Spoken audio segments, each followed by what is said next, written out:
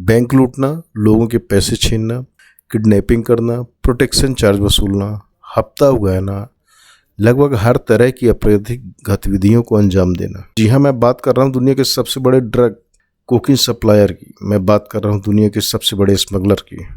नमस्कार, आज मैं आपको दुनिया के सबसे बड़े ड्रग स्मगलर की कहानी सुनाने जा रहा हूँ, जिसका नाम फोर्ब्स मैगजीन अपने टॉप 10 पर बताती है। एक समय था जब फोर्ब्स मैगजीन ने इसे टॉप 10 में 7वां नाम दिया था।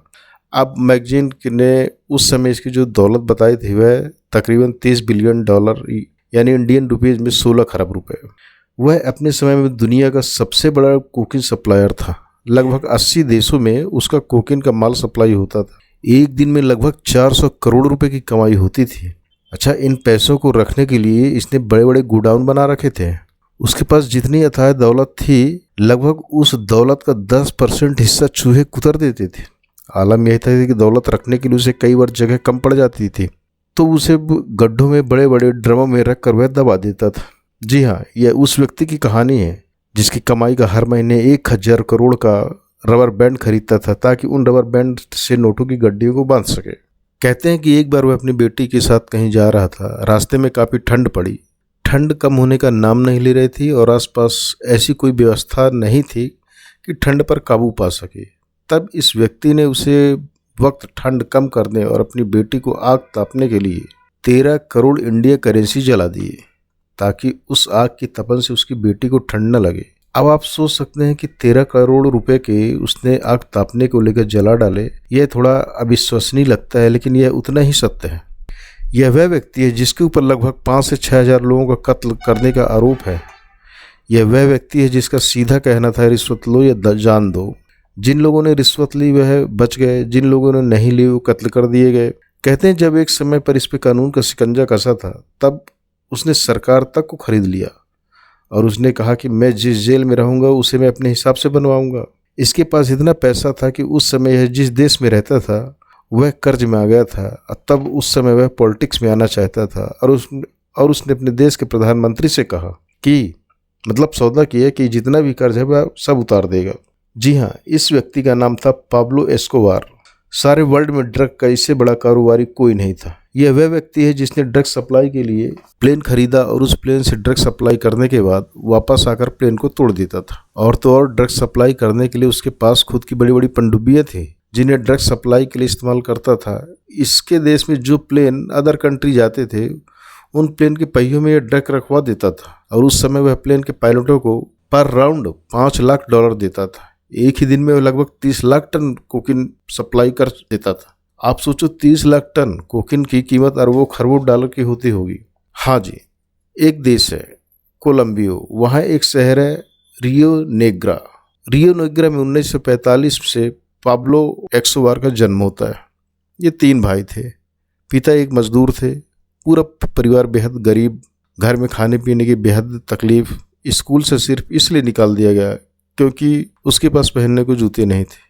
कॉलेज से भी निकाल दिया गया था क्योंकि वहाँ पर कॉलेज की फीस नहीं दे पाया था। अभाव और गरीबी से यह इतना हताश हो गया कि मात्र 18 साल की उम्र में इसने जुर्म की दुनिया में प्रवेश कर दिया। इसकी पहली जुर्म की शुरुआत, उसके शब्दों में कहे तो पहला बिजनेस से इसे कब्र की पत्थरों को चुराना था। जी हाँ, ईसाइयों को जहाँ दफनाते हैं उस जगह पर उनके परिवार के या रिश्तेदार उनकी कब्र पर नाम लिखने वाले नक्काशीदार पत्थर लगाते थे। उन पत्थरों को यह चुरा लेता था और तस्करों को बेच देता था। फिर इसने बैंक रॉबरी भी की, लोगों को आते जाते लूट लेता था। यानी एक पूरे प्रोफेशनल क्रिमिनल की तरह काम करता था। पर छोटे मोटे काम करते हुए इतना बोर होने लगा, तब उसने सोचा कि अब कुछ बड़ा करते हैं। यह सोचते हुए उसने एक शहर से सबसे बड़े अरबपति की इसने किडनैपिंग की और किडनैपिंग करके उस बिजनेसमैन से इसने करीब $1 लाख की फिरौती ली। आज की डेट में मतलब इंडियन रुपए के हिसाब से $1 लाख आज के रुपए की कीमत मान लीजिए 83 लाख लगभग है। उस समय 83 लाख। जब इसने उस समय $1 लाख की फिरौती ली थी, तब उस समय इसकी उम्र करीब 20 से 21 साल के लगभग थी और उस समय के हिसाब से यह रकम इतनी ज़्यादा थी कि इसका नाम रईसों में शामिल हो गया। इतना पैसा आने के बाद इसे जुर्म का ऐसा चस्का और नशा लगा कि इसने जुर्म को ही अपना पेशा बना लिया। किडनैपिंग, अवैध वसूली, धोखाधड़ी, जीना झपटी, लूटपाट करना, मतलब सभी तरह के जुर्म उसके स्वभाव में, वो पेशे में शामिल हो गया। अब जुर्म की दुनिया में रहते व अपराध करते करते उसे ड्रग्स माफिया के बारे में जानकारी लगी। इस समय तक वह अपने पेशे में अच्छा खासा एक्सपर्ट हो चुका था। अब इस धंधे में मतलब ड्रग के धंधे में आते ही एक बार इसका पाला एक ऐसे खूंखार ड्रग माफिया से हुआ। इसकी उस माफिया से लगभग 14 केजी कोकीन के सौदा हुआ। उस ड्रग माफिया से सौदा हुआ था। वह माफिया उस समय बहुत ही खतरनाक माना जाता था। हुआ यह है कि ड्रग माफिया से 14 केजी कोकीन की डील पर उस समय उसने कुछ ऐसी बातें इसको कह दी कि पाब्लो को उसकी बातें लग गई और उसने उस बात को अपने दिल में ले लिया। अब चूंकि वह माफिया भी बड़ा खतरनाक था, लेकिन पाब्लो के उस वक्त, जबकि उस समय उसकी जुर्म में तूती बोलती थी, पाब्लो से बात बहस से शुरू हुई और उसी क्षण झगड़े में पाब्लो ने उस माफिया की वहीं पर हत्या कर दी। चूंकि उस माफिया का बड़ा नाम था, उसकी इस तरह से कोई हत्या कर देगा किसी ने सोचा नहीं था। अब चूंकि जो सोचा भी नहीं जा सकता और पाब्लो ने वह कर दिया था, लिहाजा इस माफिया के बाद ड्रग के बड़े माफिया के रूप में पाब्लो का ड्रग माफिया में वर्चस्व कायम हो गया। लिहाजा लोग अब पाब्लो से और भी भय खाने लगे। नतीजा यह हुआ कि जुर्म की दुनिया में उसके पैर और भी मजबूत हो गए। जिस समय पाब्लो ने ड्रग माफिया की हत्या की थी, इसके लोग यह बात फैलाने लग गए कि एक कम उम्र का ही लड़का है और जिसने ऐसा ऐसा काम किया है। इससे दूर दूर तक उसके अपराध का, दहशत का डंका बजने लगा। अब चूंकि इस धंधे में वह काफी बदनाम हो गया था और यह बदनामी ही उसकी सफलता थी, लिहाजा उसने तय किया कि क्यों न कोकीन का ही धंधा किया जाए। चूंकि इसमें पैसा बेशुमार था, इसी वक्त इसने फैसला किया वह कोलंबिया का ही नहीं बल्कि पूरे वर्ल्ड का वह सबसे बड़ा ड्रग माफिया बनेगा। अब चूंकि अब तक उसके पास बेशुमार दौलत हो गई थी, लिहाजा अब उसने शादी करने का फैसला किया और एक लड़की से उसने शादी की।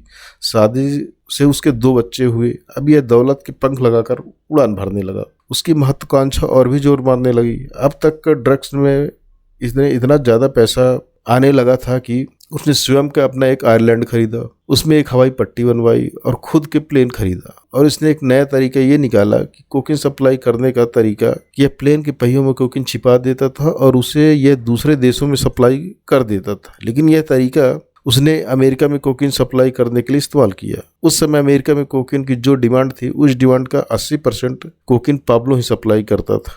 इसके बाद इसने पानी वाले जहाज खरीदे और कई पनडुब्बियां ली। 70-80 टन कोकीन हर हफ्ते अमेरिका सप्लाई की जाती थी। डिमांड इतनी बड़ी थी कि इस कोकीन दुनिया के दूसरे देशों में जाने लगी। लिहाजा और भी बेशुमार पैसे आने लगे। लेकिन कोकीन का तरीका सप्लाई करने का यह था कि हवाई जहाज के पहियों के अलावा यह समुद्र से बड़ी बड़ी मछलियों के पेट में कोकीन रख दूसरे देशों में सप्लाई कर देता था। जिस वक्त यह सब चल रहा था, उस वक्त कोलंबिया में सरकार के प्रति काफ़ी उठापटक चल रही थी और सेना और सरकार एवं गठबंधन सरकार में स्थिरता नहीं थी। लिहाजा जो सरकार कोलंबिया में सत्ता में थी वह स्थिर नहीं थी। सेना का दबाव, गठबंधन दलों का दबाव और विपक्ष का प्रेशर, लिहाजा सरकार की हालत बेहद खराब थी। और पाब्लो ने सरकार की इसी कमजोरी का उसने उस समय अच्छा खासा लाभ उठाया।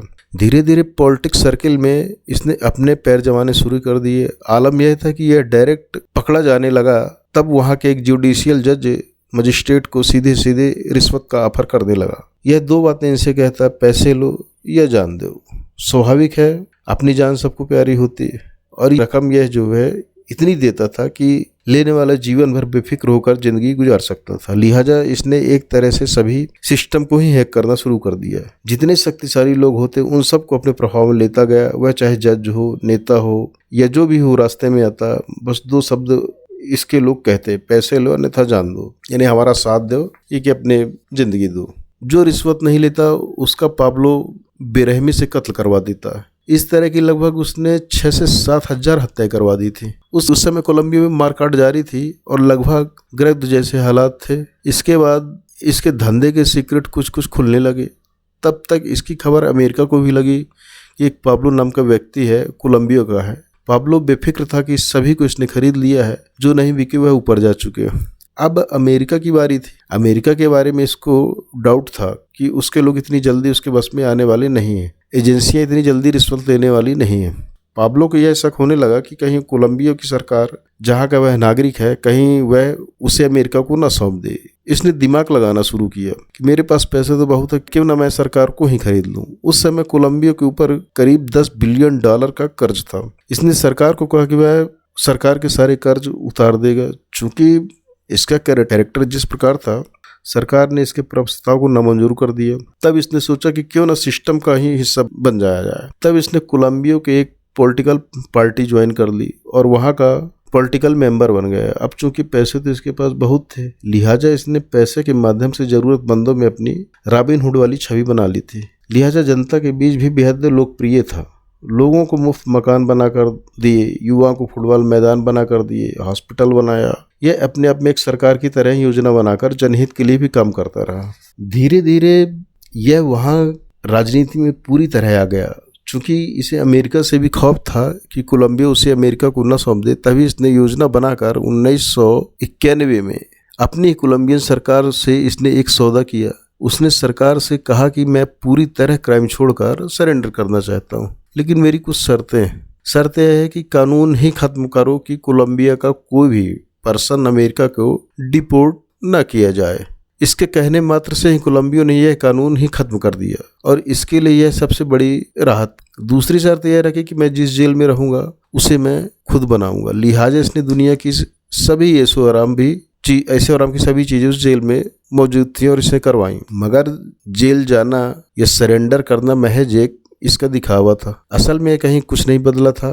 पाब्लो उसका धंधा बल्कि उसका कोकीन का बिजनेस जेल के अंदर से और भी सेफ तरीके से चलने लगा। तभी वहाँ के कुछ ताकतवर लोगों ने सरकार को घेरा और दबाव बनाया कि यह सब गलत है, और खुद ऐसा लगता है कि पाब्लो ने नहीं बल्कि सरकार खुद पाब्लो के सामने सरेंडर कर दिया है। अब चूंकि कोलंबिया सरकार को भी थोड़ा एहसास हुआ कि हाँ वाकई ये बहुत गलत हो गया है, तब सरकार ने इस पर थोड़ा दबाव बनाया, प्रयास किया कि इस पर कुछ सख्त किया जाए ताकि जनता की नज़र में कम से कम सरकार की इमेज तो ठीक रहे। उस समय कोलंबिया में युद्ध जैसे हालात थे। आलम यह था कि कोलंबिया में उस समय पर डे प्रतिदिन लगभग 75 मौतें होती थी। अब इस तरह सब होता रहा, लेकिन अब वक्त थोड़ा बदला। अमेरिका ने कोलंबिया सरकार पर दबाव बनाया और कहा कि पाब्लो की ताकत अब खत्म होनी चाहिए, क्योंकि यह संदेह था कि कहीं न कहीं हो न हो एक समय ऐसा आए कि पाब्लो अपनी ताकत से सरकार को ही न पलट दे और खुद ही सरकार बना ले। अब चूंकि कोलंबिया सरकार पाब्लो से इतनी ज़्यादा दहशत में थी कि इसकी बहुत से किस्से थे, जैसे कि इसे 5 से 6 हज़ार लोगों को कत्ल करवाया। इसके किसी भी आदेश को उस पर उस समय इनकार करना मतलब अब आप जो भी हो फिर आप बच नहीं सकते हैं। अंततः अमेरिका के कहने पर कोलंबिया सरकार ने फिर फैसला लिया कि अब पाब्लो का किस्सा खत्म करना है। इसके लिए एक स्पेशल टीम गठित की गई। फिर 2 दिसंबर 1993 के इसके गुप्त ठिकाने इसको खोज निकाला गया और दोनों तरफ से भयंकर गोलीबारी हुई। अंततः पाब्लो जो है गोलीबारी में मारा गया। पाब्लो की दाहिने कान में नज़दीकी से गोली लगी थी। अब पाब्लो को दफना दिया गया, लेकिन 2 दिन बाद पाब्लो की मां शोर करती है और सरकार पर आरोप लगाती है कि पाब्लो को कब्र से निकाला जाए और उसका वीडियो रिकॉर्ड किया जाए और फिर दफना दिया जाए। पाब्लो परिवार के लोग कहते हैं कि पाब्लो पुलिस की गोली से नहीं मरा, बल्कि उसने स्वयं को गोली मारी है। कि परिवार वालों का बताया था कि पाब्लो हमेशा से यही कहता था कि जब भी कोई ऐसा मौका आएगा कि पुलिस मुझे घेर लेगी, गोलीबारी करेगी, बावजूद मैं पुलिस की गोली से मरने से बेहतर है मैं खुद गोली मार लूँगा। मतलब पाब्लो के परिवार ने कहा कि पुलिस पाब्लो तक पहुँची ही नहीं, इससे पहले ही पाब्लो ने खुद को ख़त्म कर दिया। बाद में पाब्लो के भाई ने एक किताब लिखी और उसके किस तरह पाब्लो ने खुद को गोली मारी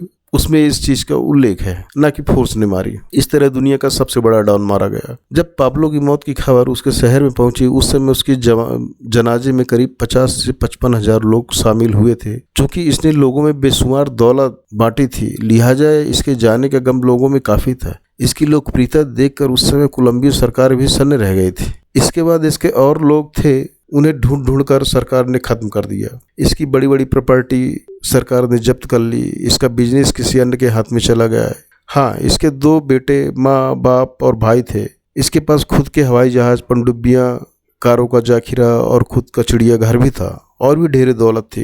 लेकिन बावजूद पाब्लो ने अपने समय में इसने जो अपने 20-25 सालों में ढेरों दौलत कमाई थी, जो कि डॉलर में थी और किसी बैंक में नहीं थी, ऐसी गुप्त जगह में थी जहां गुप्त रूप से पाब्लो के परिवार वालों को ही मालूम था। पाब्लो के न रहने पर उसके परिवार वाले खरबों दौलत के मालिक थे, क्योंकि कुछ संपत्तियां थी जिन्हें सरकार ने जब्त कर लिया, लेकिन जिनके बारे में सरकार को जानकारी नहीं थी, वह गुप्त रूप से सिर्फ उसके परिवार ही जानते थे। लिहाजा पाब्लो के न रहने पर भी इसके परिवार हमेशा ही ऐशो आराम की जिंदगी जिया। यह कहानी थी दुनिया के सबसे बड़े डॉन पाब्लो एस्कोबार की, जिसने अपनी शर्तों पर अपना जीवन जिया। अब कहानी को यहीं खत्म करते हैं, मिलते हैं अगले